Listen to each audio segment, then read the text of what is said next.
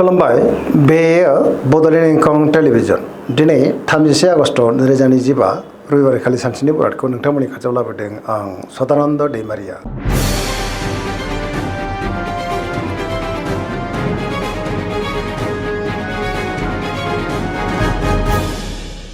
सिगां फरायनो लादों मेष राशि गिबि हांखो अ ल दिनैनि साना जोबोद मोजां होनजायो।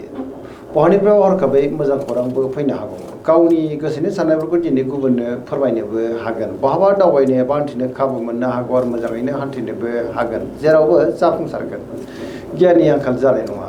सोरबा लोगोजों दिनै बाख्नायजानोबो हागौ। रांखावरियाव मोजां होनजायो। मोननो गोनांखौ दिनै मोननोबो हागौ। बेफार फालांगियाव जोबोद मोजां मुलाम्फा मोनगोन। सोरजोंबा बाख्नायजानानै गोसोआ दिनै जोबोर खुसि जागोन। न'खराव अननानै फैगोन। बिमा बिफानिफ्राय अननायफोरखौ दिनै मोननो हागौ। गुबुननि गोसोखौ गोरलैनो बोनोबो हागोन। लोगोफोरनिफ्राय थोजासे अनसायनाय मोनगोन। समाजाव मान मोननो हागोन। लाइमोनफ्रा गावबा गावनि गोसोनि साननायफोरखौ दिनै फोरमायलायनोबो हागोन। पजिटिभ इनार्जिनि गोहोम गोग्लैगोन। धोरोमारि बिथिङावबो दिनै गोसो दुंखांनो हागौ। सरासनस्रायै दिनै साना जोबोद मोजां आरो मोजाङैनो बारग'लांगोन।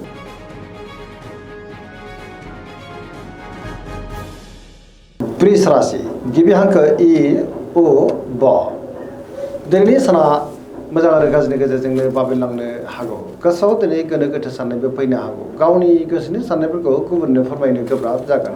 माबा मोनसे जेंनाजों दिनै मोगा मोगि जानांनोबो हागौ। सुथुरनि गाज्रि नोजोर थानोबो हागौ। गोसोखौ दिनै जोबोद उसुखुथु मोनगोन। रांखावरियाव बारा मोजां नङा। नाङा फाङा खरसाया दिनै बांनोबो हागौ। बेफार फालांगियावबो बारा मोजां नङा होनजायो। न'खराव बिसि फिसायनि गेजेराव अननानै फैगोन। बिदा फंबायनिफ्राय हेफाजाबखौ मोननो हागौ। सोरजोंबा नाथाय रायखोमा जानोबो हागौ। देहाया मोजाङैनो थागोन। अब्लाबो नाथाय जानाय लोंनायाव सांग्रां जानांगोन। नेगेटिभ इनार्जिनि गोहोमबो गोग्लैनो हागौ। मोनफ्रोमबो बिथिङावनो दिनै सांग्रां जानाया गाहाम।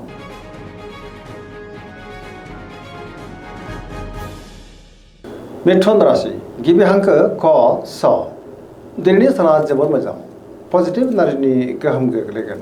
गोसोआव गोथों आरो गोग्गो साननाय फैगोन। गियाननि आंखाल जानाय नङा। सोरजोंबा बाख्नायजानोबो हागौ। बहाबा हान्थियोब्ला दिनै जोबोद मोजां आरो मोजाङैनो हान्थिनोबो हागोन। गोसोनि साननायफ्रा मोगथाङाव जाफुंनोबो हागौ।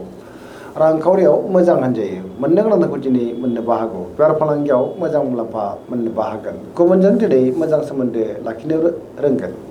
सोरजोंबा बाख्नायजानो हागौ। गुबुननि थाखाय दिनै गोबां मोजां खामानि मावनानै होनोबो हागोन। लाइमोनफोरनि गोसोआ दिनै जोबोर खुसि जागोन आरो गावबा गावनि गोसोनि साननायफोरखौ फोरमायलायनोबो हागोन। धोरोमारि बिथिङावबो गोसो दुंखांनो हागौ। सरासनस्रायै दिनै साना जोबोर मोजां आरो मोजाङैनो बारग'लांगोन।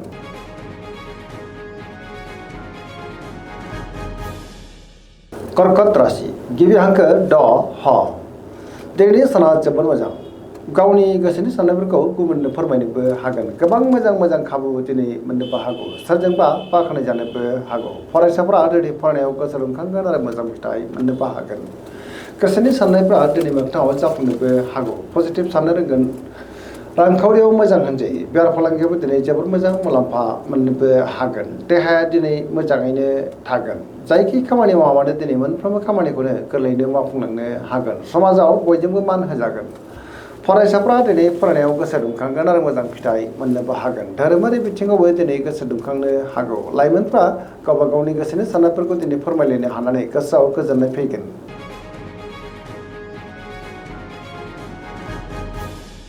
सिंह राशि गिबि हांखो म थ दिनैनि साना मोजां आरो गाज्रिनि गेजेरजोंनो बाबेनलांनो हागौ। गावनि गोसोनि साननायफोरखौ दिनै गुबुननो फोरमायनो गोब्राब जागोन। गोसोआव गोनो गोथो साननाय फैनोबो हागौ। बहाबा हान्थिब्ला दिनै लामा सामायाव सांग्रां जानांगोन। रांखावरियाव मोजां होनजायो। बेफार फालांगियावबो मोजां। मोननो गोनांखौबो दिनै मोननो हागौ। गुबुननि थाखाय दिनै गोबां मोजां खामानि मावनानै होनो हागोन। अब्लाबो नाथाय नेगेटिभ इनार्जिनि गोहोमबो गोग्लैनो हागौ। गुबुननि थाखाय नाङा फाङा जेंनायाव गोग्लैनांनोबो हागौ। देहाया दिनै बारा मोजां थानाय नङा। गोबां रोखोमनि देहायारि जेंनाजों मोगा मोगि जानांनोबो हागौ। जानाय लोंनायाव दिनै सांग्रां जानांगोन। सोरजोंबा एना एनिबो जानो हागौ। गोसोनि साननायफ्रा गोरोबलायाबो जानो हागौ।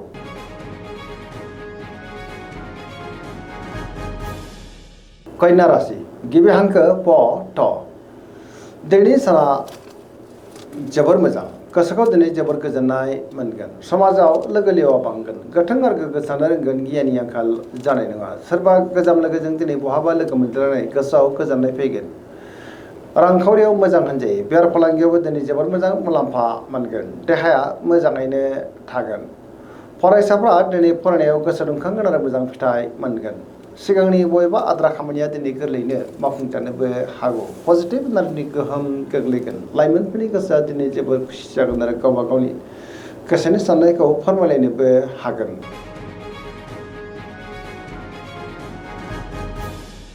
तुला राशि गिबि हांखो र ट दिनैनि साना मोजां आरो गाज्रिनि गेजेरजोंनो बाबेलांनो हागौ गोबां रोखोमनि जेंना जेंगोनाजों मोगा मोगि जानोबो हागौ बहाबा हान्थिनो एबा दावबायनो खाबु मोननोबो हागौ गोसोनि साननायफ्रा नाथाय अब्लाबो देबार नांगोन मावनो हानाय खामानिखौ मावफुंनायाव माबा मोनसे जेंना फैनोबो हागौ देहाया दिनै बारा मोजां थानाय नङा गोबां रोखोमनि देहायारि जेंनाजों मोगा मोगि जानांनोबो हागौ न'खराव बिसि फिसायनि गेजेराव एना एनि जानोबो हागौ समाजाव मान मोनगोन बेफार फालांगियाव मोजां होनजायो रांखावरियाव मोजां अब्लाबो नाथाय खरसाया बांनोबो हागौ गुबुननि गोसोखौ बोनो गोब्राब जागोन लोगोफोरनिफ्राय हेफाजाब लानांनो हागौ सेंग्रा सिख्लाफोरनि गोसोआ दिनै जोबोर उसुखुथु जागोन गावबा गावनि गोसोनि साननायखौबो फोरमायलायनो गोब्राब जानोबो हागौ आरो नेगेटिभ एनार्जिनि गोहोमबो गोग्लैनो हागौ मोनफ्रोमबो बिथिङावनो दिनै सांग्रां जानाया गाहाम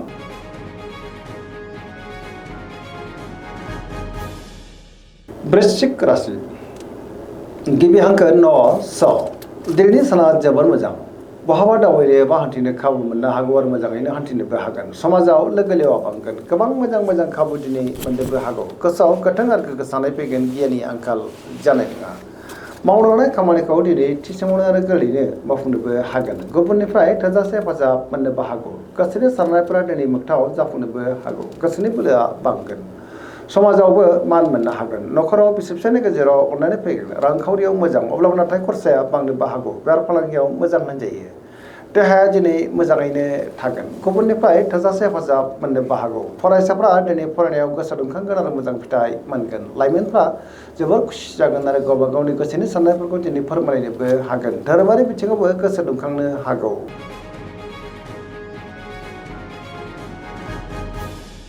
धनु राशि गिबि हांखो ध फ भ दिनैनि साना जोबोर मोजां गोसोखौ दिनै जोबोर गोजोननाय मोनगोन सोरजोंबा बाख्नाय जानोबो हागौ गोबां मोजां खाबुबो दिनै मोननो हागौ बहाबा दावबायनो एबा हान्थिनो खाबु मोनगोन आरो मोजाङैनो हान्थिनोबो हागोन रांखावरियाव मोजां होनजायो बेफार फालांगियावबो मोजां देहाया दिनै मोजाङैनो थागोन अब्लाबो नाथाय जानाय लोंनायाव सांग्रां जानांगोन सिगांनि बबेबा आद्रा खामानिया दिनै गोरलैयैनो मावफुंजानोबो हागौ सुथुरखौ गोरलैयैनो फेजेननोबो हागोन सरासनस्रायै दिनै साना जोबोर मोजां आरो मोजाङैनो बारग'लांगोन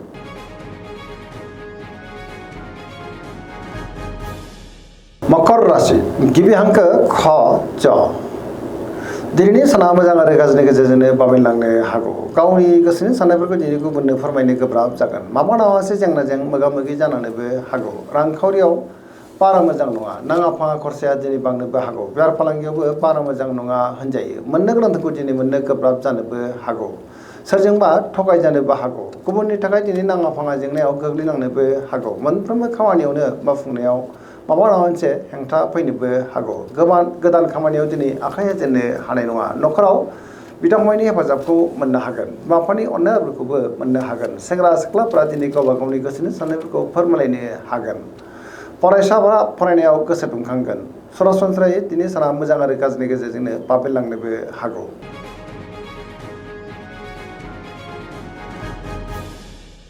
कुम्भ राशि गिबि हांखो ग स दिनैनि साना जोबोर मोजां गोबां मोजां खाबु दिनै मोननो हागौ समाजाव लोगो लेवा बांगोन बहाबा हान्थिनो एबा दावबायनो खाबु मोननो हागौ आरो मोजाङैनो हान्थिनोबो हागोन गावनि गोसोनि साननायफोरखौ लाइमोनफ्रा दिनै फोरमायलायनोबो हागोन समाजाव मान मोननो हागोन गुबुनजों दिनै मोजां सोमोन्दो लाखिनोबो रोंगोन मोनफ्रोमबो खामानियावनो दिनै जाफुंसारनो हागौ रांखावरियाव मोजां होनजायो बेफार फालांगियावबो मोजां गुबुननि थाखाय दिनै गोबां मोजां खामानि मावनानै होनोबो हागोन न'खराव बिसि फिसायनि गेजेराव अननानै फैगोन बिदा फंबायनिफ्राय हेफाजाबखौ मोननो हागोन बहाबा दावबायनो एबा हान्थिनो खाबु मोनगोन आरो मोजाङैनो हान्थिनोबो हागोन पजिटिभ एनार्जिनि गोहोम गोग्लैगोन सरासनस्रायै दिनै साना जोबोद मोजां आरो मोजाङैनो बारग'लांगोन